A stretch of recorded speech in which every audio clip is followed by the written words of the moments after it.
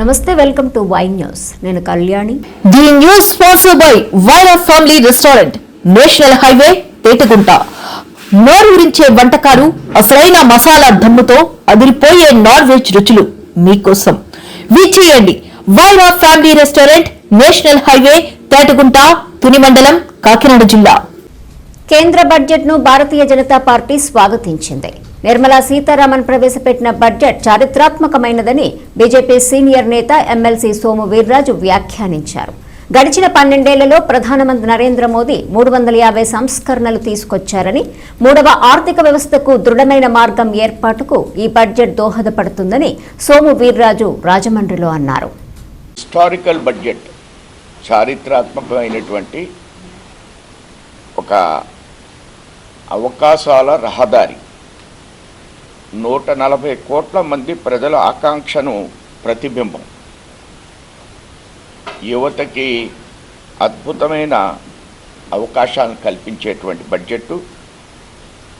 మన దేశం మూడో ఆర్థిక వ్యవస్థగా ముందుకు తీసుకువెళ్ళాలనేటువంటి ప్రయత్నానికి, వికసిత భారత్కి అనుగుణంగా మన ప్రయాణం సాగేటువంటి ఒక అద్భుతమైనటువంటి బడ్జెట్ ఇది.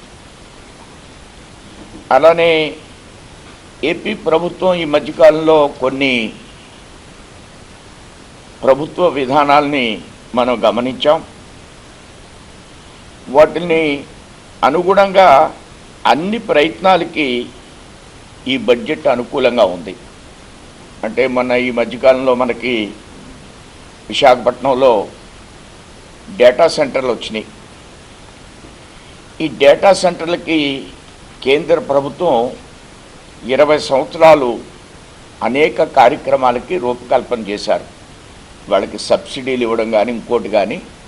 ఈ డేటా సెంటర్స్ దేశవ్యాప్తంగా నిర్మాణం కావాలి అనేది కూడా ఈ యొక్క బడ్జెట్ యొక్క ప్రధానమైనటువంటి లక్ష్యంగా మీ అందరికి కూడా నేను తెలియజేస్తున్నాను.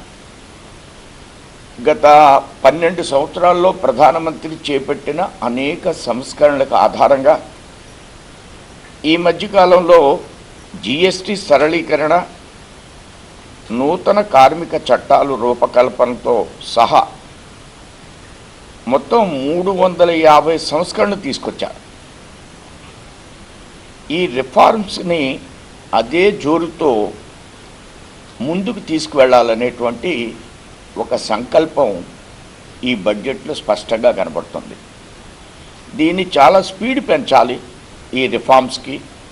దానికి అనుగుణమైనటువంటి అనేక ఆలోచనలు ఈ బడ్జెట్లో కనబడుతూ మనకు మూడో ఆర్థిక వ్యవస్థకి ఈ బడ్జెట్ ద్వారా ఒక దృఢమైనటువంటి మార్గాన్ని, ఒక పాత్ని ఏర్పాటు చేసేటువంటి ఆలోచనతో ఈ బడ్జెట్ని ఏర్పాటు చేయడం జరిగింది.